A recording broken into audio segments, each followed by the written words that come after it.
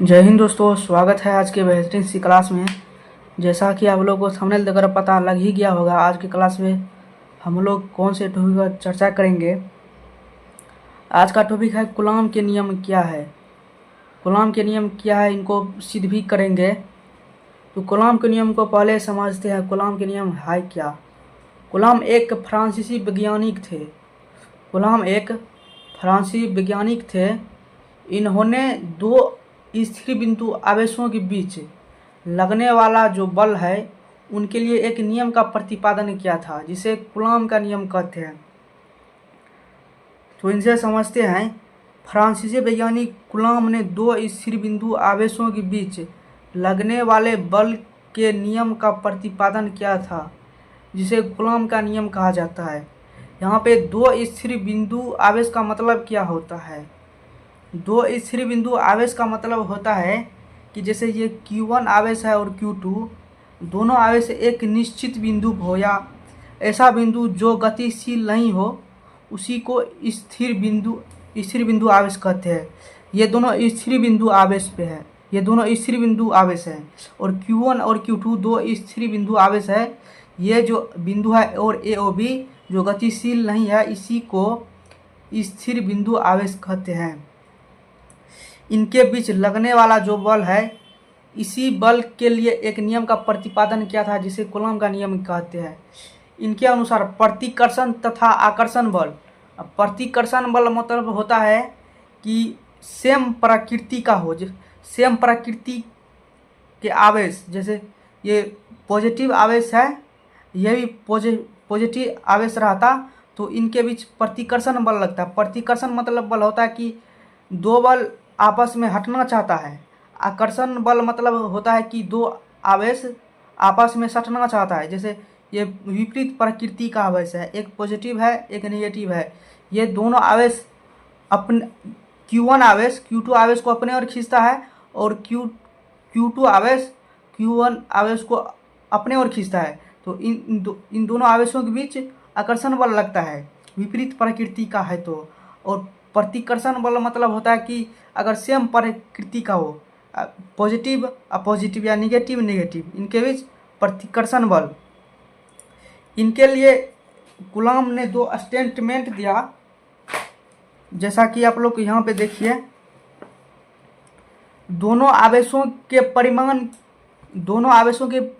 परिमाण के गुणनफल के समानुपाती होता है। समानुपाती, दोनों आवेशों के परिमाण के गुणनफल के समानुपाती मतलब कि ये जो आवेश है Q1 और Q2 आवेश, मान लीजिए ये Q1 आवेश 6 कूलॉम का है और ये Q2 आवेश 7 कूलॉम का है। इन दोनों आवेशों के परिमाण के गुणनफल के समानुपाती होता है। कौन समानुपाती होता है? बल होता है। दोनों आवेशों के बीच का जो बल है वो परिमाण के गुणनफल के समानुपाती होता है। इसको पहले लिखते हैं।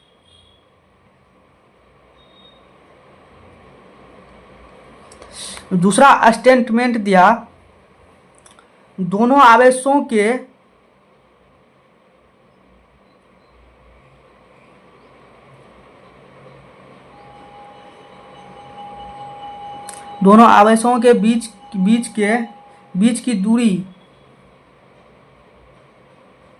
बीच की दूरी वर्ग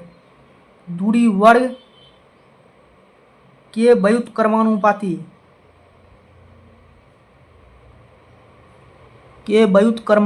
होता है।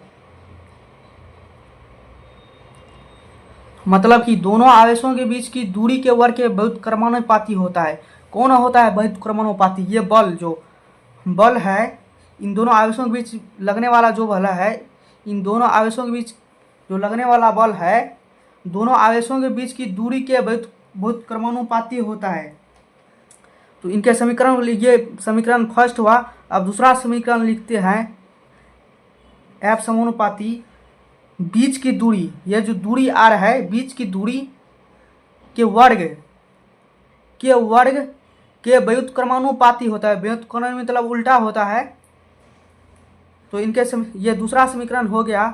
पहले समानुपाती मतलब समझते हैं। समानुपाती मतलब होता है कि अगर दोनों आवेशों के परिमाण का जो गुणनफल है, यह अगर बढ़ेगा तो बल का भी मान बढ़ेगा और दूसरा स्टेटमेंट है दोनों आवेशों के बीच की दूरी के वर्ग के व्युत्क्रमानुपाती है। अगर दूरी का वर्ग बढ़ेगा तो बल घटेगा, अगर दूरी का वर्ग घटेगा तो बल बढ़ेगा। अब दोनों समीकरण को मिलाते हैं। समीकरण 1 तथा 2 को मिलाने